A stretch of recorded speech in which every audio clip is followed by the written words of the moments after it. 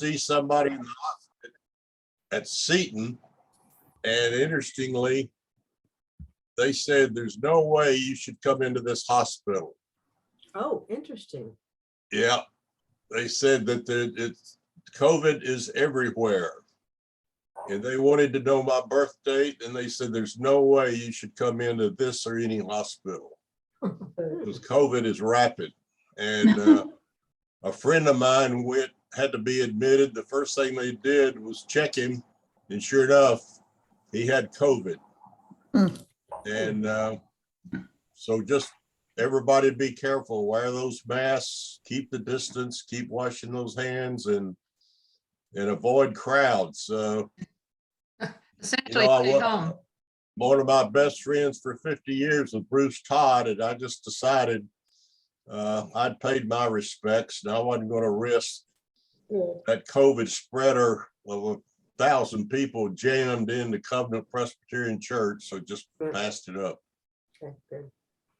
Well, folks, it's time. It looks like we've got most of our people here. So let's stand, and we're going to do the pledge. Oh, first, Leonore, would you tell us about our Zoom procedures? Yes, sure. First of all, I forgot the pledges. So yeah, I know you know the first one from my heart. But yeah, regarding room procedures, so please stay muted if you're not talking, so we don't have much background noise. And you're welcome to unmute, of course, as needed. And that's pretty much about it.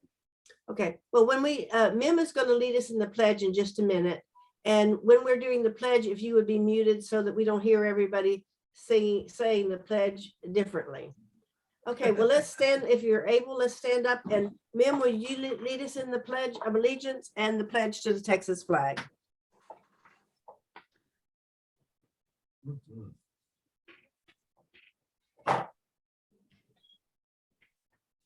I pledge allegiance to the flag of the United States of America and to the republic for which it stands, one nation, under God, indivisible, with liberty and justice for all. Thank you very much. Well, May be let's seated. do Texas. You don't have a Texas? Honor the Texas flag. Oh, I pledge allegiance to thee, Texas, one state, under God, one and indivisible. Ah. okay. Thank you. Thank you. Okay, it's time for introduction of guests. Welcome and introduction of guests. I know we have some guests. If you can introduce your guests, please. She didn't say. John, do you have your guest introduced? Yes, I have guests today. One of my guests is my wife, Sally Fly, who many of you know. She is here and is glad to be with us. I also have guests, Steve Schoen and Marion Small. They are residents of Wimberley, and they are my siblings-in-law. They are here. They are Marion is Sally's sister. Both Marion and Steve are ardent followers of the healing arts, and so that's why they are here with us today. Well, thank you. I'm glad that you're here, and I hope you enjoy the program.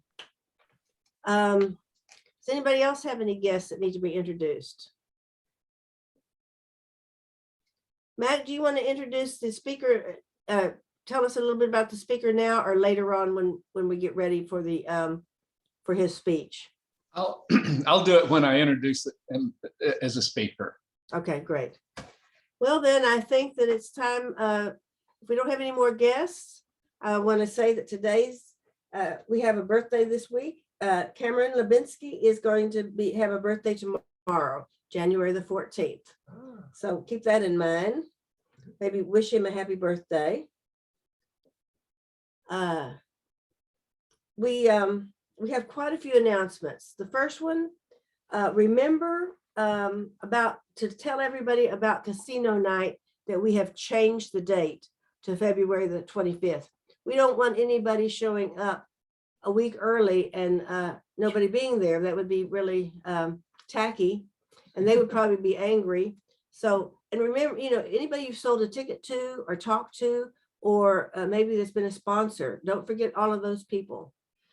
The next thing is we are going to let them know that we're going to require them to show proof of vaccination, or that they have had a shot within the last, that they've had a negative test within the last 3 days.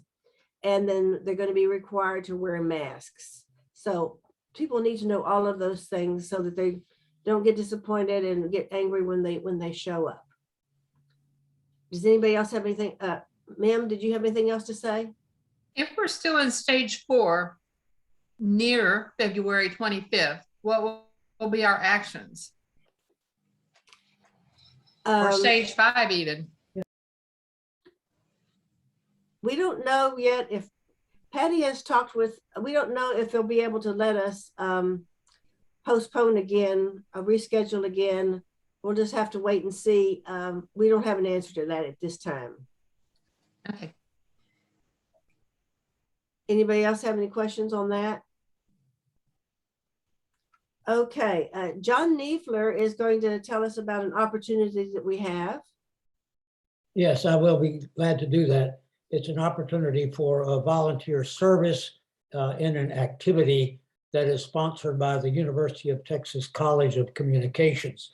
And this is the Speak Up, Speak Out State Civics Fair that involves young people from ages, grade ages from 3rd grade to 12th grade who are expected to consider issues and problems in the community, to do research and prepare recommendations for addressing those community issues and solve those problems. The opportunity for Lions is to serve as judges for the presentations that these students will make. Judging will take place in late January and final judging in on February 18th. Mark Hastings sent to everyone this morning a link to the UT College of Communications website that will give you an opportunity to indicate your interest in serving as a judge for that community event. Thanks. Right, and my understanding is we have to sign up fairly soon. So make a decision and then sign up if you're interested. Okay. The next thing I wanted to talk about, you know that we reached our goal of 500 pounds early. Can you believe that? I'm so proud of everybody for working together and collecting all the plastic. And I've had a number of people ask, well, now, are you still collecting plastic? And the answer is yes, because I'm going to be talking with some clubs tonight. We're having a zone meeting, and I'm going to be talking with some clubs tonight, and possibly, for example, South Austin might possibly be interested in doing this. So I have a lot of plastic in my garage, and people are still bringing it to me. So if they're interested, or if somebody else is interested, we're going to give them what we have to get so that they can get a good head start. So save that plastic, don't throw it away, because we reached our goal. And also, I'm wanting people to tell me, give me ideas of where they would like to see the bench put. And so if you have some ideas, please let me know. Do we have any other announcements before we move on to our member profile?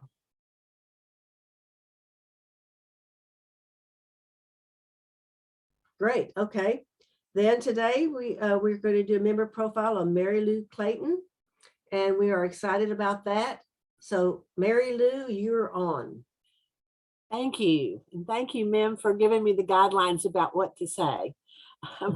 I grew up in Austin and Barton Hills with the most wonderful parents and sister who we were all devoted to education as a family. I love Old Austin and I love Texas. Part of our family came in 1821 with Stephen F. Austin as the old 300 families.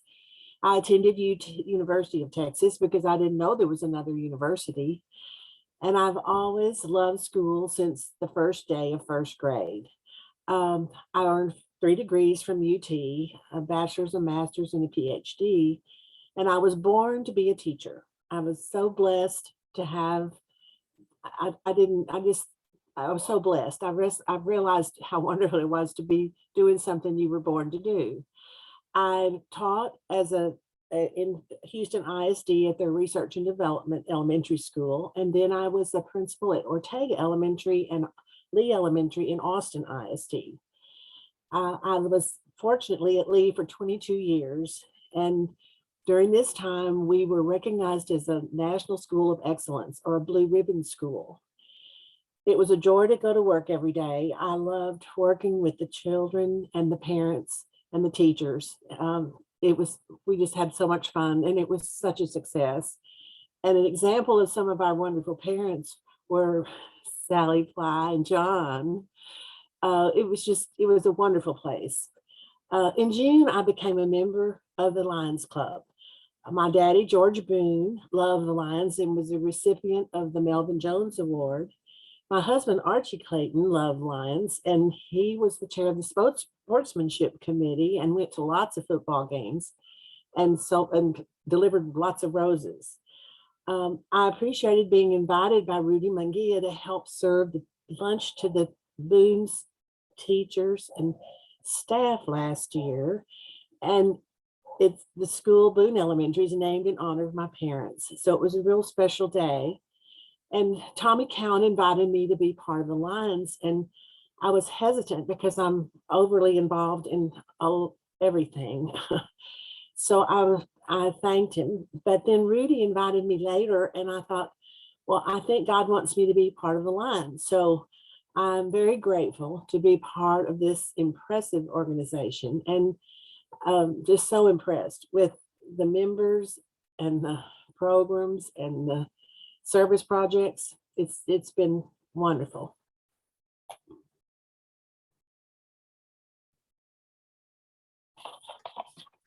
Well, thank you very much, Mary Lou, and we are happy to have you as one of our new members. Does anybody have any questions about Mary Lou before we move on? Well, thank you so much. It was very interesting. Thank you. It's always interesting to meet somebody that's lived in Austin that long. Okay, well, I think it's time to ask Mac Ragsdale to introduce our speaker. All right. Well, I had hoped that we would be meeting in person today at our old place at School for the Blind, but as events conspired, you can see we're still Zooming, but we're still glad to be getting together. Our subject today is about herbal medicines and plants. And of course, I did a lot of independent research on that when I was a student at UT. But the body of knowledge has progressed quite a bit since then, I'm sure. Our speaker is Mark Blumenthal. He's the founder and executive director of the American Botanical Council. He's the editor-in-chief of the publication Herbal. He's founder and director of the American Botanical Council Adulterants Prevention Program. And he's got a long list of credentials, which you can read in the newsletter, but I wanted to give you some more interesting life experiences. He was raised in El Paso into a merchant and civic-minded family. His maternal grandfather had the largest department store in the Southwest. His dad was able to leave Germany in the 1930s, and otherwise he may not be around to be with us today. He came to Austin for UT in 1964, graduated with a bachelor's in government, and he was in the Army in the late 60s, spent a couple of years in Taos before coming to live right here in Austin. He's got 2 daughters, 2 grandkids, a stepdaughter, a stepson, and 2 step-grandkids. His wife of 45 years is a retired psychotherapist, workshop leader, and author of 10 books. And this is my favorite. He considers himself one of the luckiest people on earth because, and I quote, "I am super healthy. I have love in my life. I have meaning and purpose in my life's work, and I have a large network of friends, many of them since before kindergarten." Health, love, and purpose of life. We should all be so lucky. Please welcome Mark Blumenthal. Well, thanks, Mac. You got all that right. I'm grateful to be here. Thank you. I would like to be able to set up my screen for screen sharing if the host will allow me to do that, please, because it's disabled right now. Thank you very much for inviting me to join you. And I too wish that we could be together in person. I would love to see you, Mary Lou, and I'm sorry that the Sunday night Hills former workout people couldn't get together. Mary Lou's a organizer on lots of levels. I didn't realize it, but she organized a bunch of us who used to work out at the Hills Fitness Center on Bee Caves, and she kind of holds a salon at Jason's Deli on Bee Cave and every month. And so thank you for being such a community-minded and loving person. Mary Lou, is thrilled to see you here. Are we ready for screen sharing? Yes, sorry, okay. you can go ahead. Sorry about that. Oh, no problem. I just want to make sure I can find my screen to do it. And here we go. So grateful to be here and grateful for the invitation to share with you a little bit about what I do and what's going on with my organization. It's a nonprofit I founded in 1988. And again, sorry that we couldn't be here, but events are in front of us and we have to honor the situation out there. And I hope everybody's able to stay and maintain health. This is a cartoon I found this summer. I think the cartoonist was a little bit ahead of the curve as people thought that they were going to be able to get past masks. And here we are, starting our 3rd year in this pandemic, and who knows where the end is to be in sight.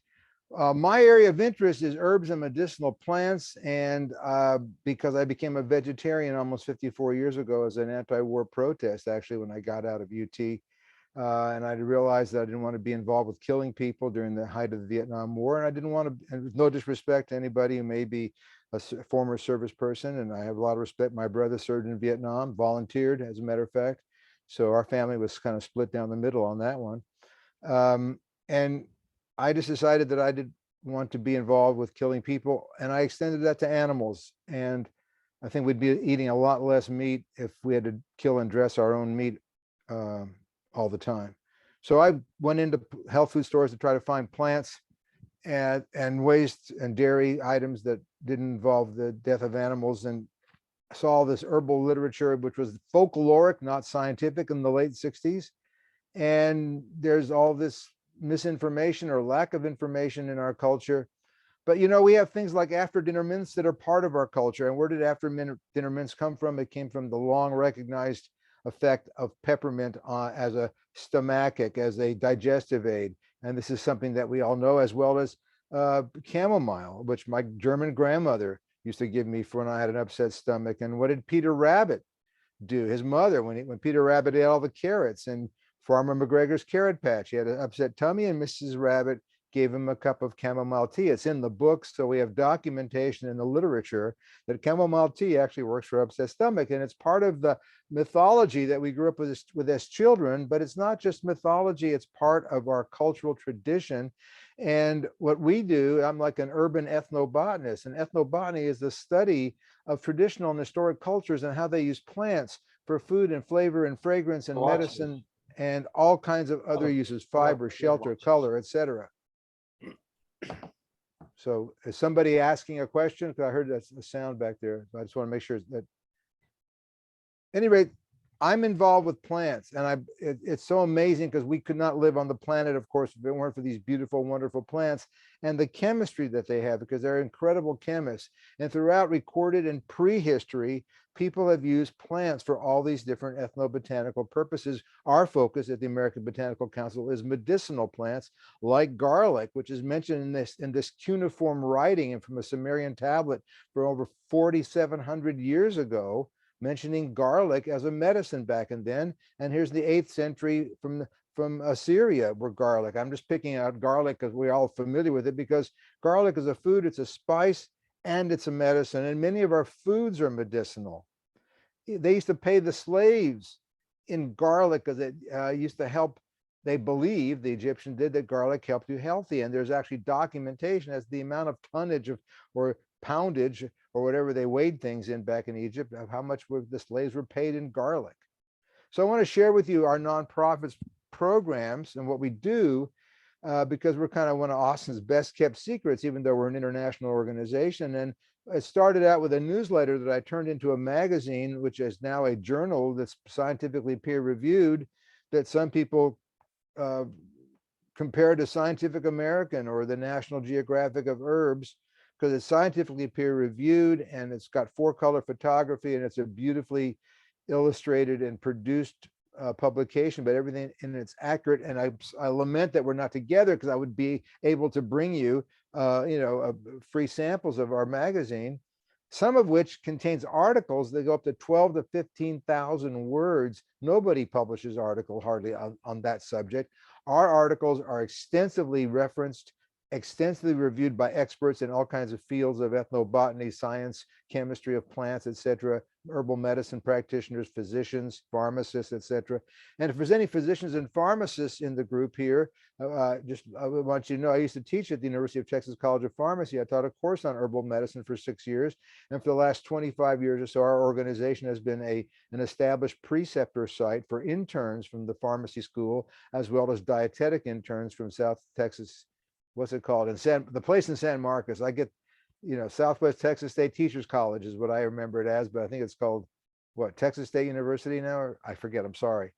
Anyway, the latest issue of our publication has a 32-page article on saw palmetto, the medicinal plant from Florida that's native to the United States, that has a compelling history of use and scientific research on it as a safe and effective remedy for male prostate conditions. And there's been an explosion in the last 40 years in medicinal plant scientific and clinical research. This graph shows just a 30-year trajectory. You can see the difference there in 30 years from 77 to 2007. And if that same group of researchers, which were retired now, had done the research in 2017, it would probably off the charts literally, because there's been an explosion just in the last 10 or 15 years, just in more and more research all over the world, scientific research on the chemistry, pharmacology, toxicology, clinical uses of herbs and medicinal plant products, as well as fungal products. And fungi and mushrooms actually come from a whole different family. They're not plants. Fungi are actually more closely related to animals and humans than plants, and their DNA is.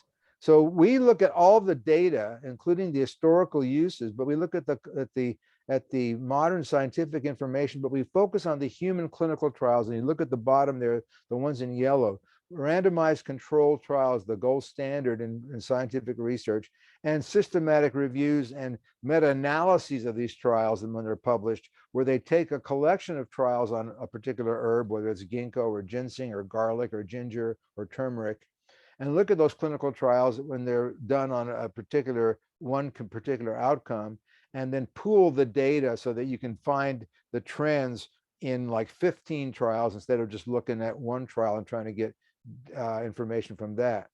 We have a unique series of publications called Herb Clips, which are 2 to 3 page reviews and critical summaries and critiques of published studies, mostly clinical research studies.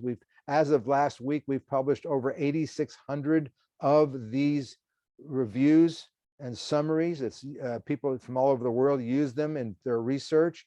It's on our website. We have a very extensive website. We have a huge database called HerbMed Pro. And if you look here where it says this is turmeric, And if you look where it says clinical trials, where it says evidence for efficacy, human clinical trials, and there's a 233 there, that means there's 233 published clinical trial abstracts on the National Library of Medicine in Washington's or in Bethesda database. Our tax dollars pay for this. They pay for the database, not our database. We do this ourselves at our organization. There's 233 abstracts or summaries of clinical trials on turmeric alone. And if you were to click on that, just for the sake of, you would actually go to 1-sentence summaries that we have produced on those studies, to all 233 of them, with links back to the database. In other words, we set up various databases and research summaries on all kinds of herbs, hundreds of them, for use by researchers, educators, industry, research and development people, health professionals, etc. So we're recognizing that there's a big trend all over the world going toward natural foods. People want more natural foods. People are moving more and more toward the vegetarian end of the spectrum, eating more of a plant-centered diet, even if they eat meat occasionally or frequently. I already gave you my history. I'm a vegetarian now, 54 years this year, and I'm very grateful for it because it's really brought me onto the path of good health in many ways. Although I thank my parents for that, because my parents were healthy and they died at 94 and 96 years respectively in their own beds at home. So I have good genes, but it's a question of nature and nurture. It's not only the cards you're dealt, but it's how you play the hand. It's how you play the cards you're given and how you up and down regulate the various genes you have through what's called epigenetics, how your lifestyle, how the food you eat, the drugs you take, the alcohol or tobacco or whatever that you consume, stress levels, all those things up and down various genetic factors in our body that affects our health matters. There's a huge increase in sales of herbal supplements just in 2000, the first year of the pandemic, as millions of Americans discovered that, hey, we have this thing called a immune system, and wow, if we eat differently or change our diet and take some of these herbal supplements, maybe we can enhance our immune system and maybe we can give ourselves better protection against this virus that's happening in this pandemic.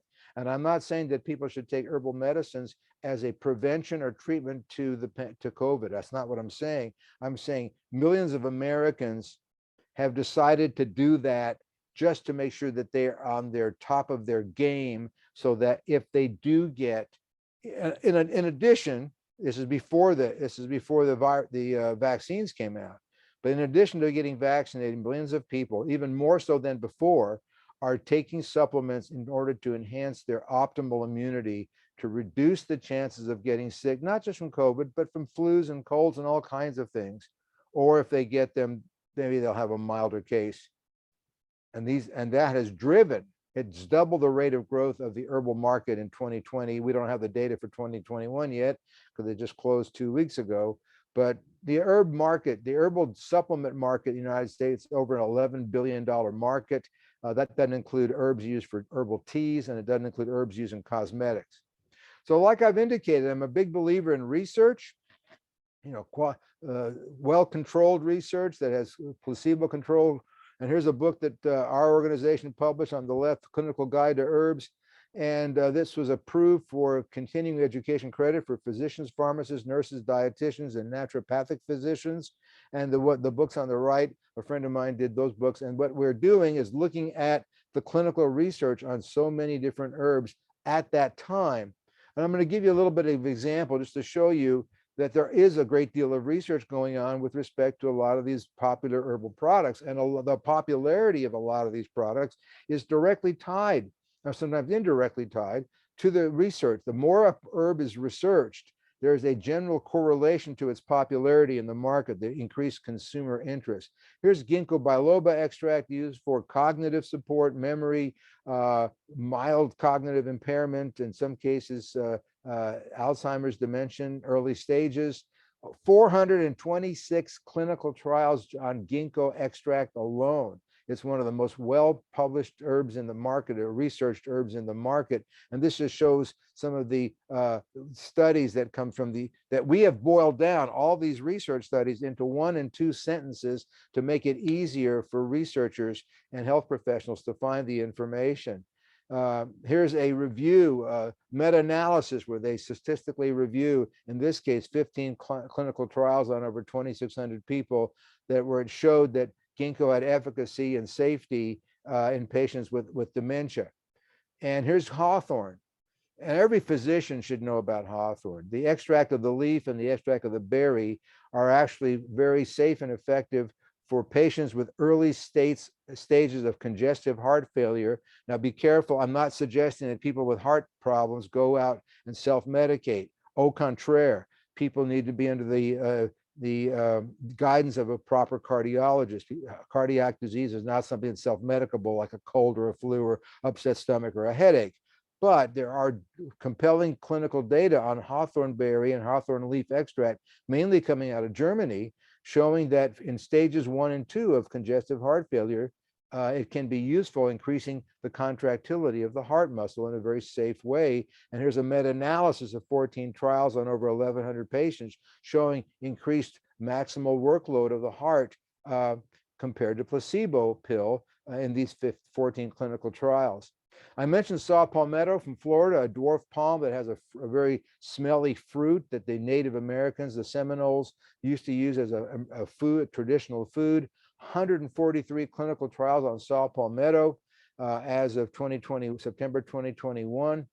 Mostly saw palmetto trials are used for benign prostatic hyperplasia in middle-aged and aging men. I can attest to the fact that for 25 or 30 years, I used saw palmetto extract, one from Germany, quite successfully in maintaining my urinary situation with BPH. Just real disclosive here. Everybody's heard of echinacea. It's a Native American plant, the purple coneflower, 132 clinical trials showing benefit in many of them, some did not come out positive, but many trials show safety and efficacy in helping to prevent colds and flu. Here's a review of 2,500 people on 6 trials out of 100, indicates that echinacea potently lowers the risk of recurrent respiratory infections and the complications. And here's an echinacea study that it showed that echinacea actually was as effective as Tamiflu, which is a leading flu medication. A certain echinacea preparation from Switzerland, high quality product.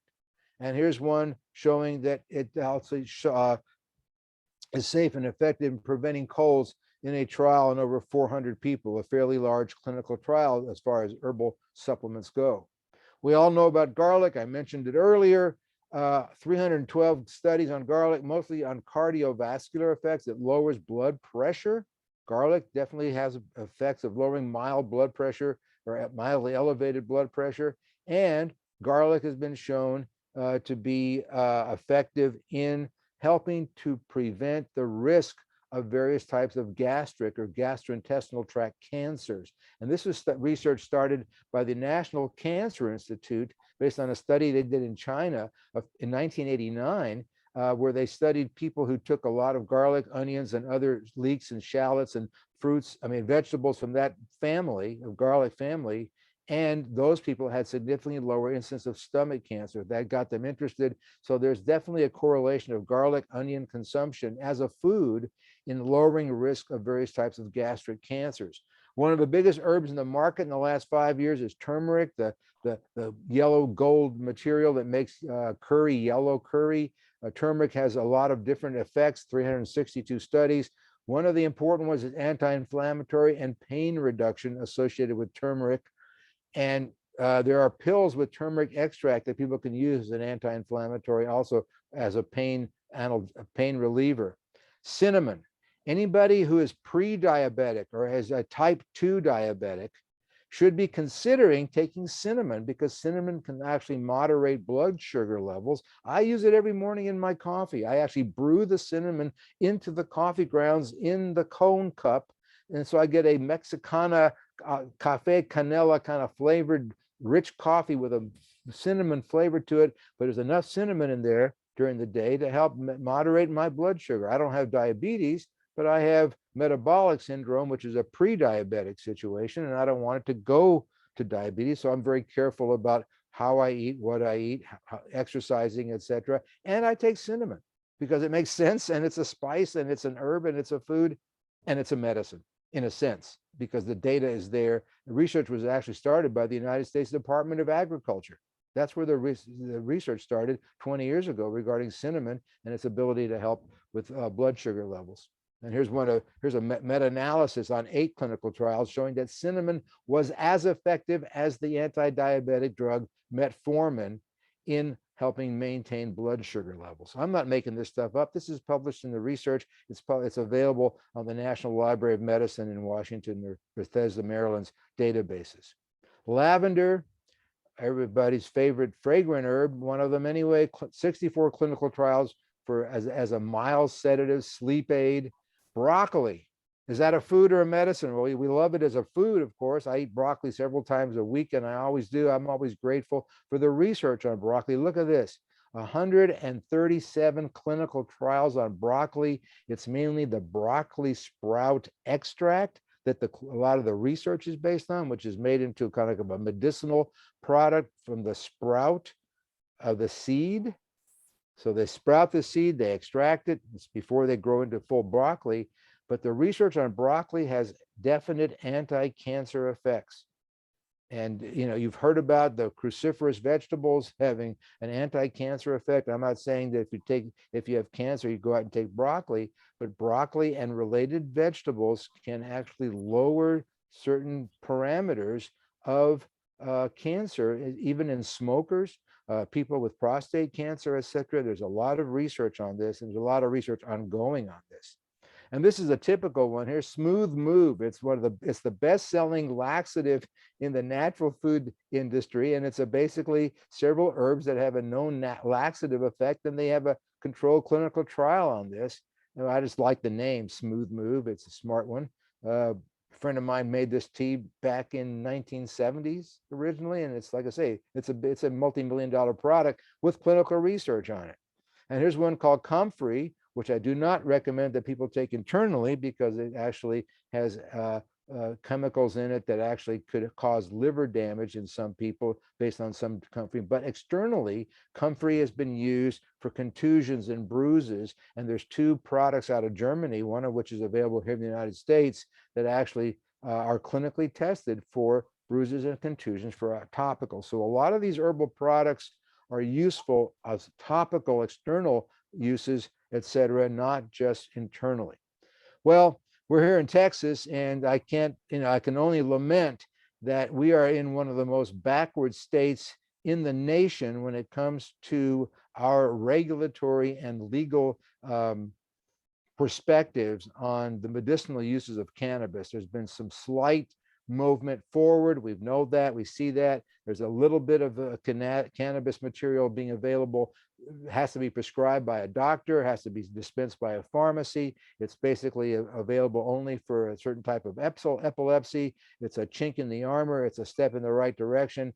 But 35 or more states around the country are much more advanced than Texas when it comes to a more liberalization of and recognition of the compelling medicinal benefits as documented in numerous published trials on the medicinal benefits of cannabis and the effects of various cannabinoids on what is called the endocannabinoid system, which is something relatively new in medicine. It was only discovered in 1992 by Israeli researchers, and the endocannabinoid system, which if you were a pharmacist or physician and you went to college anytime before the 90s or even now, you didn't get this information in college. So people didn't know this. Doctors don't know about this, most of them, unless they actually take time to study it extra. But the endocannabinoid system, which we're wired for, actually responds to these compounds found in hemp, which is a low THC, non-psychoactive form of cannabis, unlike the psychoactive marijuana or medical cannabis. And these are different things that are affected by the endocannabinoid system. You're going to hear a lot more about the endocannabinoid system in the coming 5 or 10 years. And CBD, of course, which is one of the key compounds found in the low THC compounds. And I don't have time, but I want to just do a shout out. I mentioned it before, mushrooms, fungi, an amazing world out there, different kingdom, or as we call it, kingdom. You know, the botany terms and biology terms were developed by 18th century sexist male scientists. So it's called the plant kingdom and the animal kingdom and the mushroom or fungi kingdom. I don't know why it couldn't be called the queendom, but biologists, we like to call it the kingdom because it's about the interrelationship of living things. The kingdom, drop the G and we'll talk about the kingdom. So I want to move into what we're doing at the American Botanical Council to help ensure that people in this country and in other parts of the world, when they read about these clinical trials and they hear about the good news about a lot of these herbs that have such compelling information about their safety and efficacy, when they go out to purchase products at Whole Foods or on the internet or at the Wheatsville Co-op or wherever they buy them from the multi-level marketing distributor, that hopefully they're getting authentically made products with good quality material that's been properly identified for quality control, because in quality control for herbs, like, identity is the first job. Before you even check for contamination and purity, you check for, is it the right stuff? And the problem is a lot of stuff is adulterated. Now, here's a family photo that they took of me in the earlier years, and this is before color photography. I've had it colorized for the presentation, but I am from the same tribe as this gentleman here, so I thought I would put that in there. But people should not be adulterating, but the fact is people do adulterate. Adulterate means that people add something to the material, but they don't tell you they're adding it or they're diluting it, and it's not labeled that way, or they're diluting it or taking something out for their economic benefit to your economic and health detriment. That's adulteration. It's fraud. And it happens in the world all over. It's been happening for 2,000 years. There's an article we published in 2011 on the history of adulteration and fraud in herbs, spices, and botanical drugs going back to Greco-Roman time, 2,500 years ago. We have evidence of it. People cheat in the marketplace. Not people who are members of the Lions Club, though, because you're the ethical part of our community and other people. My father was, by the way, a 40-year perfect attendance Kiwanian. So I grew up in a family that believed in service organizations. My uncle was a Rotarian. So I became a vegetarian. I figured that was close enough. But it gets worse. It's almost over. But the fact is, people have cheated throughout history. And what we're doing is we've put together the American Herbal Pharmacopoeia and the National Center for Natural Products Research at the University of Mississippi, which is the U.S. Food and Drug Administration funded center of excellence for testing of herbal material and developing test methodologies in the laboratory to analyze herbal material. And the three of us, this organization, have entered into an 11-year now consortium to look at the world's botanical medicine supplies, the raw herbs, the extracts, the essential oils, the fruit concentrates, the flavors, and let industry know what materials are being adulterated based on the data we can find or the testing that we have been able to do, and educate industries on how to protect themselves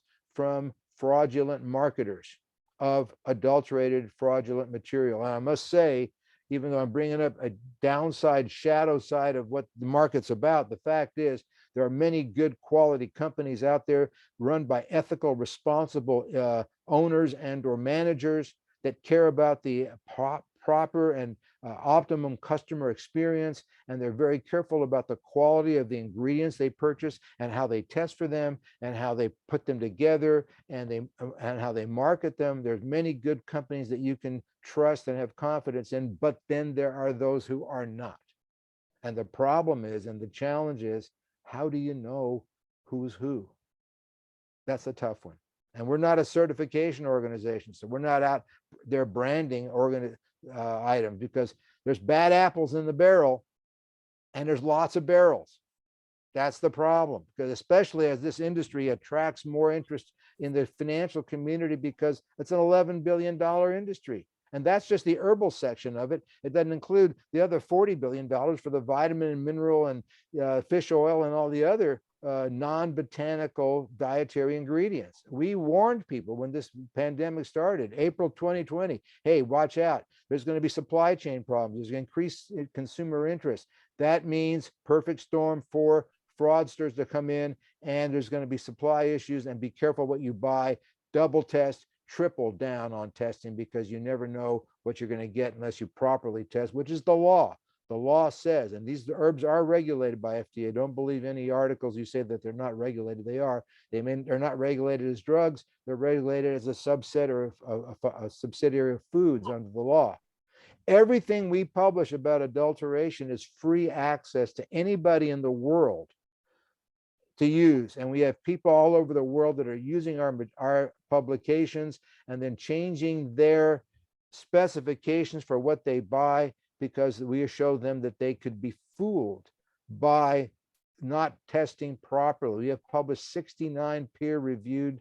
Peer review, you understand, means that experts review a manuscript before it goes to publication to check for accuracy, etc. We have 20 to 29 reviewers just for one publication. It takes weeks, months sometimes to get some of these things published just in the peer review process. We did one on elderberry extract. These are bulletins letting people know what's been published that we found out is being adulterated.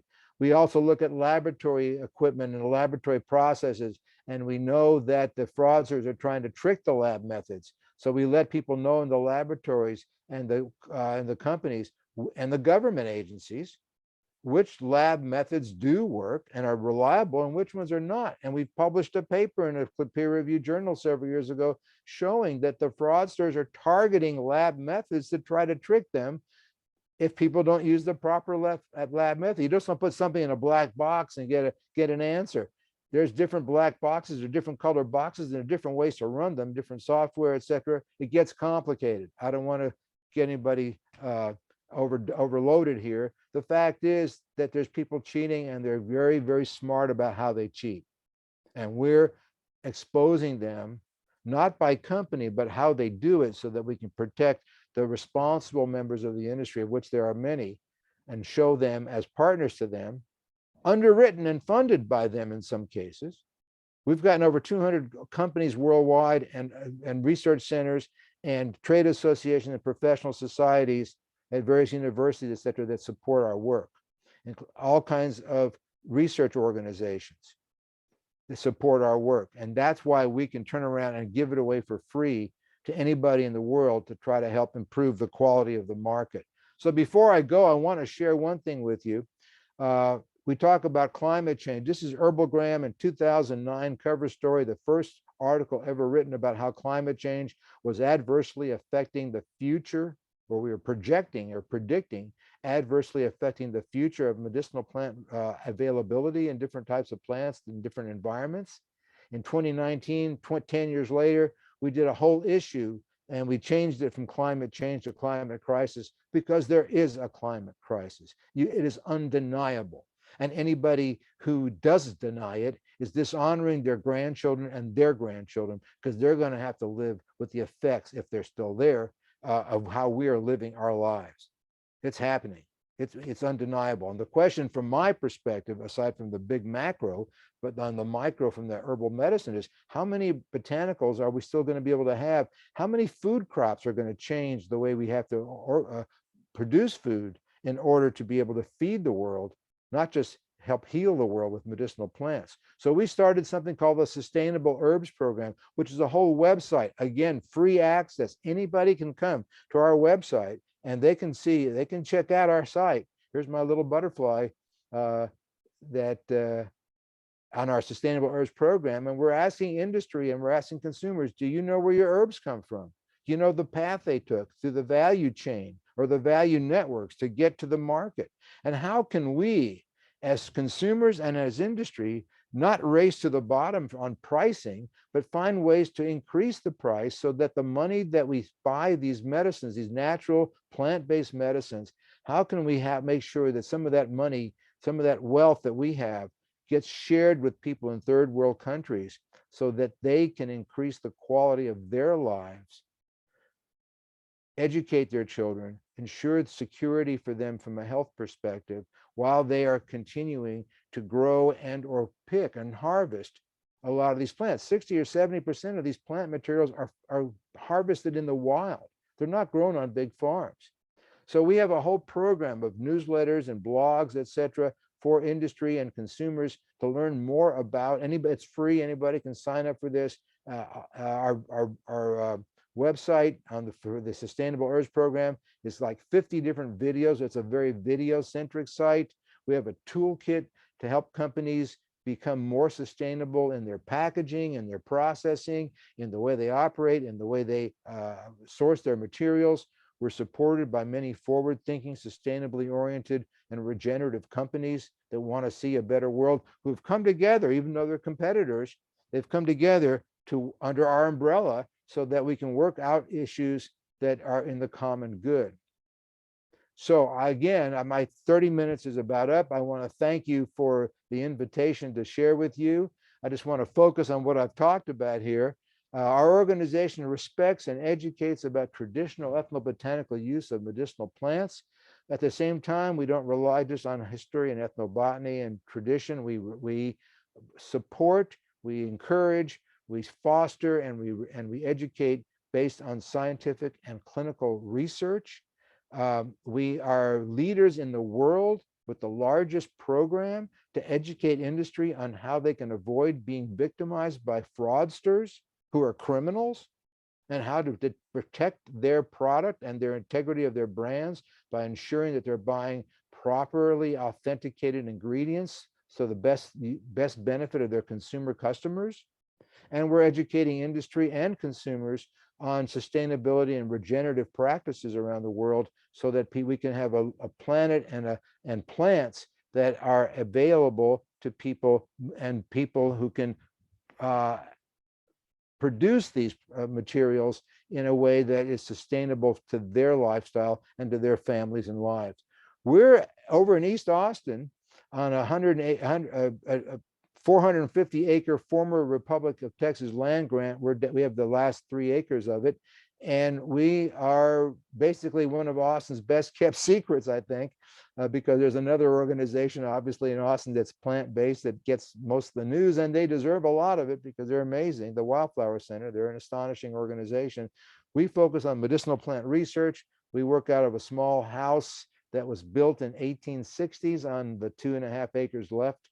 Now we have 3 acres, so we bought the house next door that was part of the original 451-acre Texas Republic land grant to Isaiah Case in 1842 or so, so he could build the first flour mill in East Austin on Little Walnut Creek over there by Loyola and Springdale. The mill washed away over 100 years ago, but this is still called the Case Mill Homestead on the old plat maps, and we're honored to have it. So we have all kinds of organic herb gardens there, and we'd like to invite you over to visit sometime, and hopefully after COVID's over, or whenever that happens, or we can meet again, invite you over sometime in a beautiful spring or summer day and show you some of the medicinal plants that are growing on our property.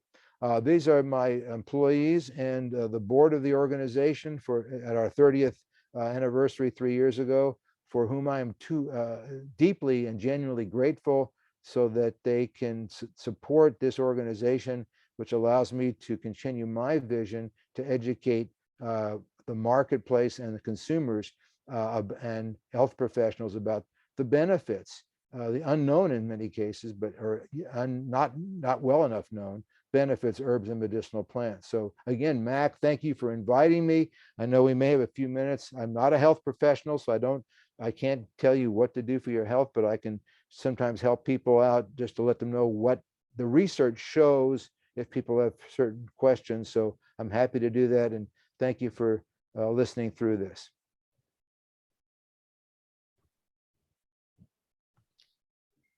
Thank you so Mark? much. I don't know if you have any questions. Were you going to ask a question, Chuck? Yes, I would. Go.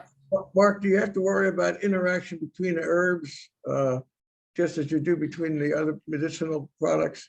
Can herbs react adversely with certain medications and vice Yeah. versa? Thank you for asking that question. First, I don't worry about anything, but I'm concerned about a lot of things. So I don't use the word worry, but thanks for the question. I know where you're coming from. Yes, herbs can interact with conventional pharmaceutical drugs. That being said, we have a paper we're getting ready to publish that it's highly peer reviewed. We put it together a couple of years ago, but COVID has delayed it. That there, of all the herb drug interactions that are warned in some of the databases, there's only about 12 or 14 herb drug interactions that are well established through clinical research. So, but even then, people need to know about that because herbs are basically a chemical cocktail of natural chemicals which can interact with conventional drugs. And when I say interact, that goes both directions, because interact can mean it could actually suppress the effect of the pharmaceutical drug, or it can actually enhance and increase the effect of the pharmaceutical drug. It's not unlike when people tell you to be careful about taking grapefruit juice or eating grapefruit. Enhance certain drugs by actually suppressing some of the enzymes that work on those drugs. And so yes, not only herbs, but conventional foods like grapefruit can have an interaction, what they call an herb drug interaction.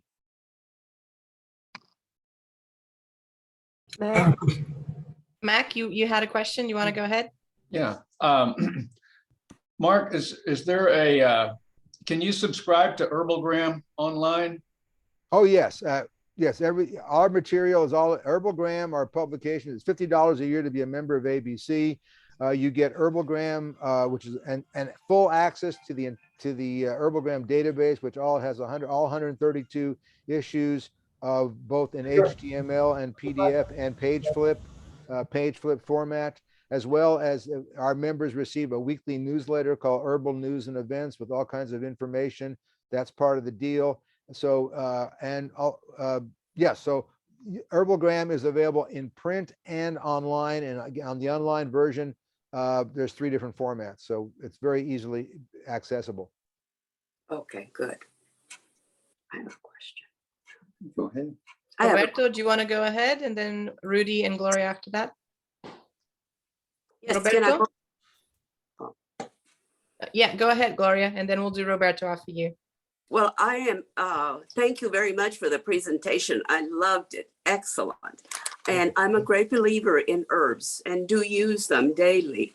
And one thing that I recently started using was mixing a little lemon oil with olive oil and rubbing it behind my ears and all over my neck and chest to stop the thumping in my ear and head. Because doctor said that was the beginning of tinnitus. Well, the lemon oil and the olive oil mixed together have incredibly helped me, and I don't hear the thing anymore. I've never heard of that before. That's great. Good for you. You know, the lemon and olive oil cure is an old cure for helping to pass gallstones. People would drink olive oil with lemon, and it would help them pass gallstones. It's a naturopathic cure for over 150 years, by the way, but I've never heard about it using topically. There's an herb, the ginkgo extract, by the way, there's some clinical trials showing that ginkgo extract, the properly manufactured one, there's a lot of adulterated ginkgo, actually helps reduce tinnitus. If the tinnitus is of vascular origin, some tinnitus is based on neurological conditions, and if that's the case, the ginkgo won't help, but it could help. There's clinical trials on that with vascular tinnitus, by the way. Oh, okay. So the ginkgo, the Bilbao ginkgo is would be good for that. And let me just say, ginkgo is one of the most adulterated herbal ingredients in the world. One study showed that like 90% of ginkgo products tested in Europe were adulterated. There's some good ginkgo products. I'm not here to promote companies, but I will recognize, in all fairness, those that have the clinical research. The one product that has the most clinical research, and everybody knows this in the industry, is called, as a company from Germany called Schwabe, and their ginkgo is sold in the United States under the brand name of Nature's Way. So the Nature's Way ginkgo, the Nature's Way brand ginkgo called Gink Gold, is the world's most clinically tested ginkgo extract. There are other high quality ginkgo extracts under different brands that are from different manufacturers that are also good, but the one with the most research is the Gink Gold from Nature's Way.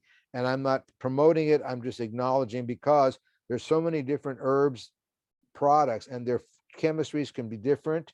It's not like pharmaceutical drugs where it's one single chemical entity almost always.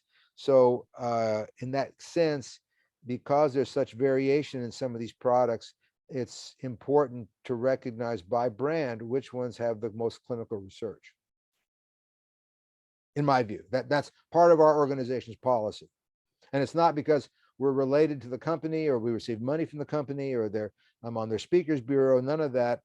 That company does support my organization, but the fact is that's where the research is. And there's other ones like that. Yes, Thank sir. you. Roberto, you can go ahead, please. Yes, we had a presentation on essential oils and how do they complement or do complement the herbs. Can you tell us about that? You mean essential oils? Yes, essential oils, yes. Yes, sir. Oils. Essential Oil. oils are basically herbal products. They're basically distilled in most cases. They're expel or express if it's a citrus oil like lemon, lime, grapefruit, and orange. But all the rest of them tend to be like the lavender oil I mentioned earlier. They tend to be steam distilled. They're distilled. They're natural products. They are a subset, a form of herbal medicine. They're highly concentrated, and you need to use them very carefully and very responsibly, because some of them can actually, if you put them undiluted on your skin without putting them into a carrier oil like almond oil or olive oil, they can actually burn the skin, and you should not take them internally without proper direction, because they can be very, very strong, undiluted. That being said, there is a growing body of positive and very promising clinical research on essential oil-based preparations, including the one I mentioned earlier, lavender, for sleep and for as a calming and relaxing aid. There's actually a company in Germany that makes a lavender oil capsule that inside the capsule there's lavender oil. So you don't take the oil directly, you take the capsule that has lavender oil in it, and it has its sedative effect. So I'm a big believer in essential oils. I like essential oils, and I just I want people to be able to use them in an intelligent, responsible fashion. Thank you, thank you. Yes, This sir. noise you hear back there is there's some tractors outside doing some All right. digging. So I'm No sorry. problem. No problem. I didn't hear it. Glenda, do you want to go ahead? Yes. Oh, thank you so much. This was fascinating. We could listen to you all day. But so I'm just going to ask two questions. First of all, what you said about mushrooms was interesting, because I've heard so many bad things that mushrooms are a member of the nightshade family and that you should avoid them. Could you elaborate on that? Yeah, the nightshade family are plants like potatoes, tomatoes, tobacco, eggplant, and belladonna, and Jimson weed. Those are all members of the nightshade family. So we have some very fun food that comes from the nightshade family, especially if you like salsa. I'm a big I used to be in the salsa business. I used to have a product called Hot Cha Cha that I sold truckloads of natural salsa, tomato based. It's a nightshade. At the same time, some of the nightshades contain potentially toxic compounds that are used in the pharmaceutical industry as medicines. Mushrooms are not nightshades. So they're, just to clarify, yes, some mushrooms are toxic, and some mushrooms can be highly safe to use, increasing immune system response. There's a great deal of research on mushroom extracts for immune system. There's a new area right now going beyond where the cannabis industry has been the last 5 or 10 years, in the area of taking psilocybin mushrooms and using, what they call the magic mushrooms, the blue ones, the psilocybin, and using it for people with PTSD, and other kinds of functions. And there's research coming out of that. And there's millions and millions of dollars going into developing pharmaceutical companies based on mushrooms. Interesting. Thank you so much. Yeah. Yes, One more question, Sure. because I know everybody has a question. sure. And you're not going to diagnose us or anything, but I have terrible restless leg syndrome. Do you have any suggestions for restless legs? The standard, I believe the standard remedy that was a plant-based was quinine, wasn't it? I don't know. I believe if you look at the literature, quinine, which is what's found in tonic water, right? The Yes. gin and tonic. Now, I'm not saying you should drink the gin, but you may want to drink the tonic. I do. I drink tonic water. Yes. There you go. All right. Does that help at all? Well, it reinforces what I've been doing. Yes. I just was hoping for something magical. Like the magic mushrooms? No. That's a whole nother presentation. Absolutely. Oh, thank you very, very much. And now I'll let other people ask questions because I know everybody has a lot of questions. Mary Lou, do you want to go ahead? Thank you. Hey, Mark, tell me what kind of extract, how much cinnamon extract do you put in your coffee, and where do Yeah, you? thank you. Thank you. I don't use the extract. I use the powdered cinnamon like you would buy at Randall's or HEB, the powdered cinnamon. I just shake a little bit. They found that the research that the United States Department of Agriculture did about 10, 15, 20 years ago, that even a small amount, like a couple capsules worth, actually has a blood sugar lowering effect. So the cinnamon is very effective. Its safety is really good. Cinnamon has been used as a medicine for diarrhea, by the way, and other kinds of things. But just a little bit of cinnamon in your coffee, especially if you like it, makes the delicious coffee. And I just did a few shakes of this stuff in there, enough so I can taste it. I figure if I can taste it, then I'm probably getting enough to give me a little bit or a sub-therapeutic dose. And there are cinnamon capsules. There's a product called Sinsulin, I think it's called, like insulin, but it's Sinsulin, get it? And I have no relation with the company. I'm just sharing that with you. It's an extract of cinnamon, and that's the extract, and that's one that has been clinically studied. Thank you. Just wanted to say something. I do put cinnamon in my coffee, but I buy the sticks and I mix the coffee with the stick. So it's another way as well. Steve Riley, do you want to go ahead? It depends on how long you leave that cinnamon in your coffee. You're probably not getting very much out of it, but you're probably getting a little bit for the flavor. But it depends on how long you leave it in there. Go ahead, Steve. Thank you, Mark. This was extraordinary. I appreciate it. And I grew up in Brooklyn, and my whole wedding I'm Irish, but my whole wedding party was Jewish. And the good news is this year is St. Patrick's and Purim fall on the same day. So perfect. Good one. We got some good stuff heading our way. Well, do they drink green beer? I actually, I've avoided alcohol for the last 18 months, which I've enjoyed and not having. But, I hear so much about the Delta 8, Delta 9 CBD stuff and the legality of it.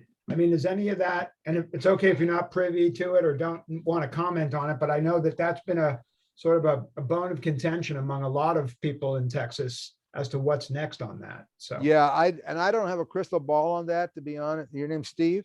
Steve, yes. Yeah. Thanks for the question, Steve. I'm really interested in Delta 8 and Delta 9. I mean, I'm interested in cannabis as a plant. I mean, I'll be honest with you, I never exhaled. And so, I was, I've been involved with that plant for a long time, and it's a wonderful plant. I mean, it's an amazing plant. And the Delta 9, the Delta 8 thing is kind of like a skirting around the law, because the law specifically lists Delta 9 THC as being, the stuff that's supposed to be illegal. So the Delta 8 is supposed to be, well, it's not listed, but right. So that's kind of, I mean, they could change that in a heartbeat at the ledge, but why?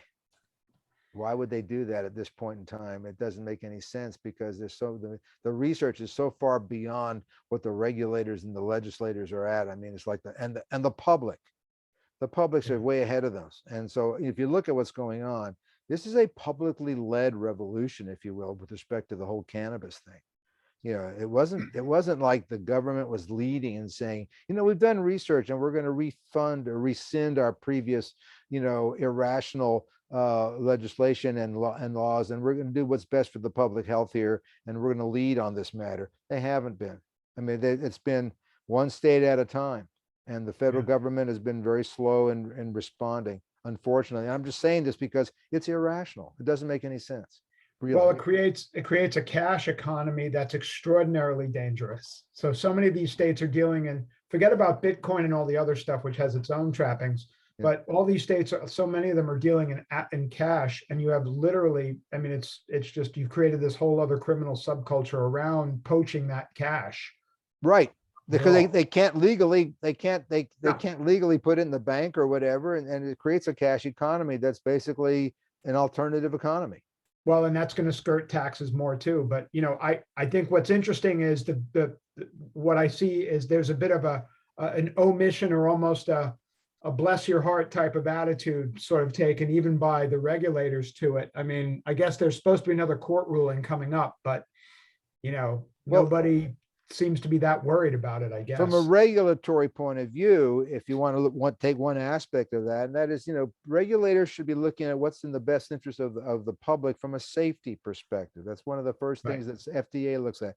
There's not a big safety issue here with cannabis. I mean, the data is very, very clear. There's millions and millions of people that use cannabis and have used cannabis with no real safety concerns. There's always going to be some in the literature, of course, but the relative safety is extremely outweighed by the relative benefits and the documented benefits. So you can't, you know, the old game that used to be from the reefer madness and on, you know, that this is they're trying to protect the public.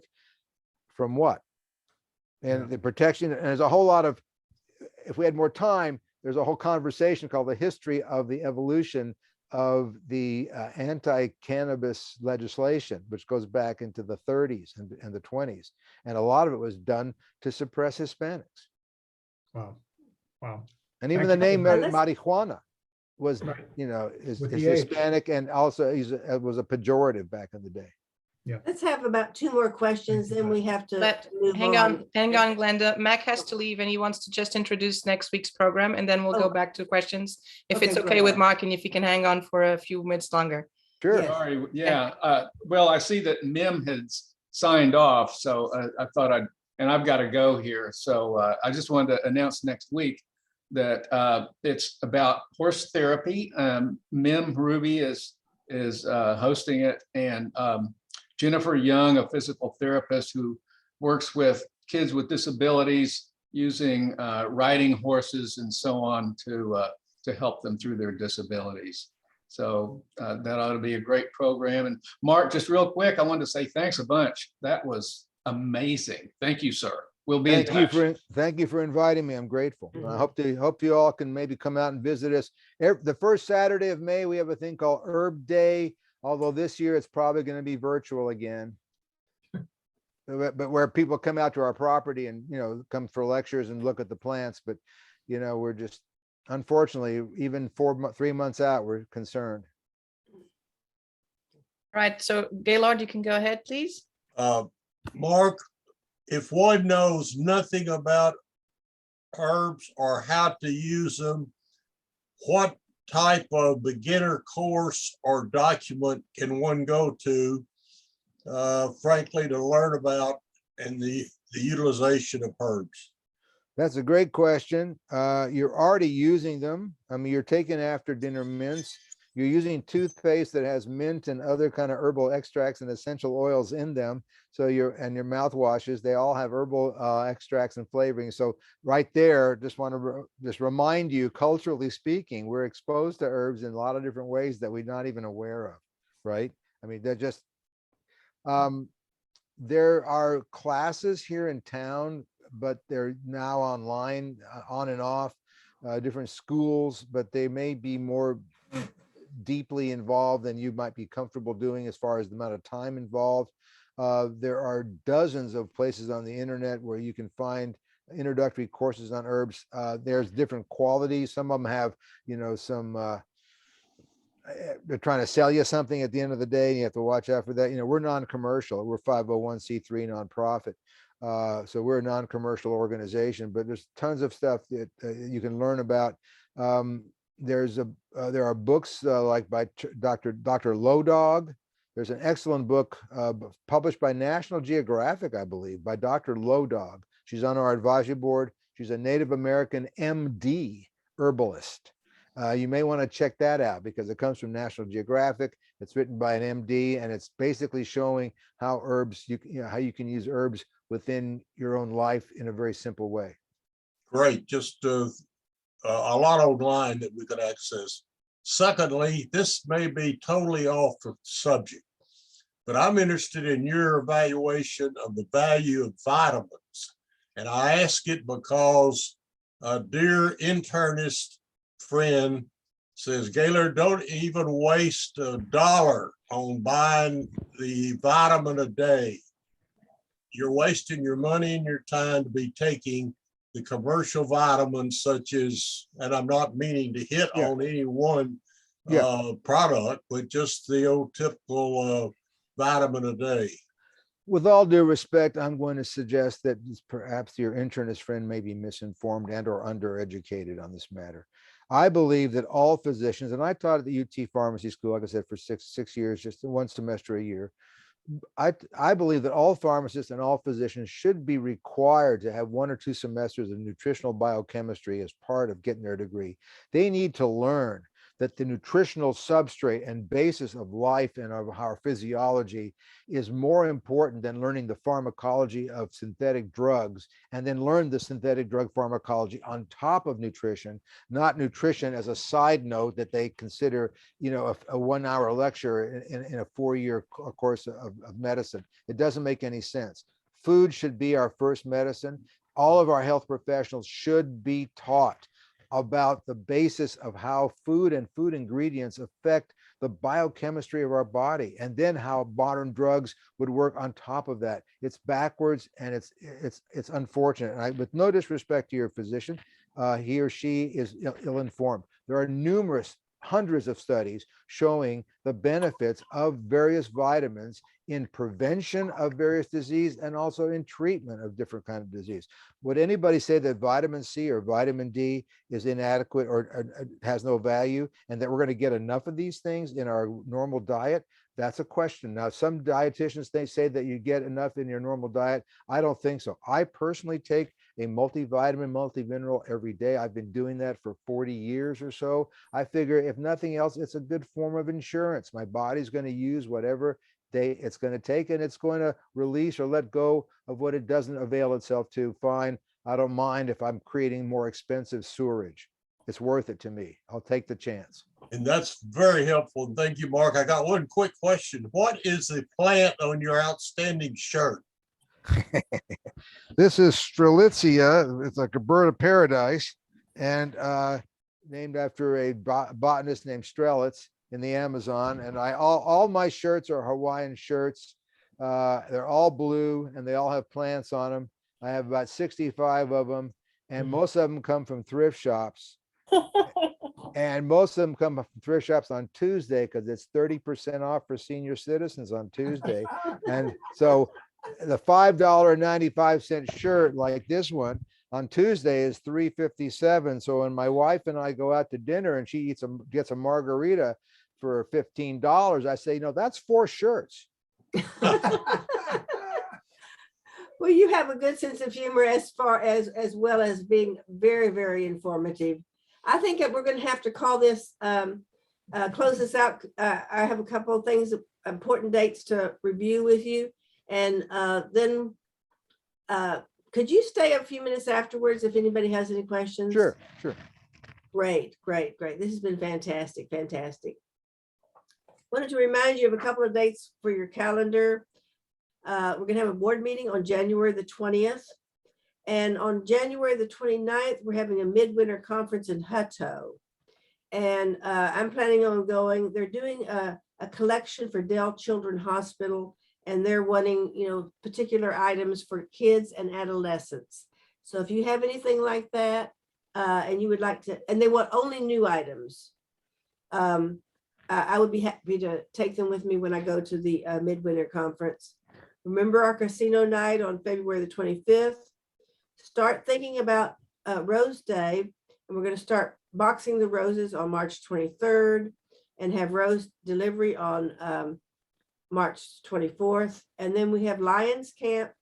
I think that's on April the 22nd. Is that correct, Anne? No. No. It's April 2nd. April It's the 2nd. first Saturday Okay. of March, April, and May, but that's our work day. Okay. And right. I believe we're going to be doing the gardening work like we did last year. Okay. Yeah. I guess my finger got messed up. Did 2 2s instead of 1 2. Okay.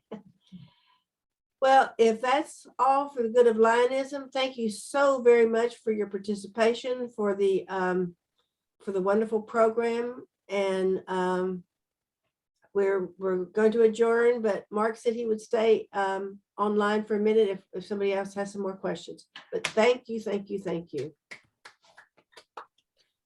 Roberto, you can go ahead and ask your question then. Thank you. If I can get him in. Mark, do you know Cheatham, who has those done an encyclopedia on all the herbs in Texas? His name is Scooter Cheatham. I used to be Scooter on his, Cheatham, yes. I was on his advisory board. We're old friends. He runs an organization called Useful Wild Plants of Texas, and he has now published 4 volumes out of, hopefully he'll live long enough to finish all 11 or 12 of the Useful Wild Plants of Texas encyclopedia, which includes Mexico, New Mexico, Oklahoma, Arkansas, and Louisiana. In other words, the states around us, and he puts every use for every plant that he can.